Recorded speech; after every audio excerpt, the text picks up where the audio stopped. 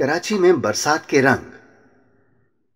पाकिस्तान के सबसे बड़े शहर कराची में हर जबान और बरादरी के लोग रिहाइश पजीर हैं। यही वजह है कि इस शहर को मिनी पाकिस्तान कहा जाता है। यहाँ तरह तरह के रंग बिखरे पड़े हैं। अगर एक तरफ कराची में बुलंदो बाला इमारतें और गुंजान आबाद इलाके हैं तो दूसरी जानिब देही इलाके और लहलहाती फसलें भी हैं।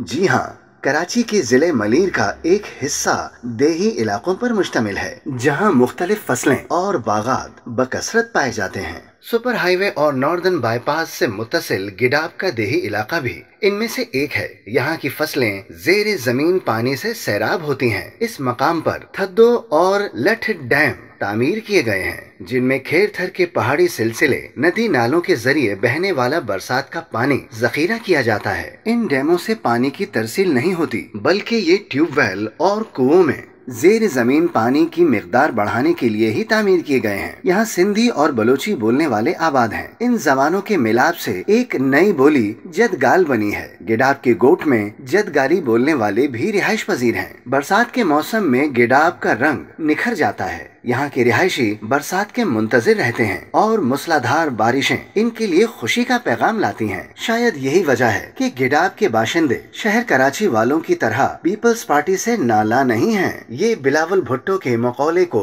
दुरुस्त समझते हैं कि जब ज्यादा बारिश आए तो ज्यादा पानी आता है, क्योंकि ज्यादा बारिशें इनके जखीरा आब में इजाफे का सबब बनती हैं। इसके बरक्स शहर कराची में ज्यादा बारिश हुकूमतों की गफलत और नाअहली के बायस जहमत बन जाती हैं।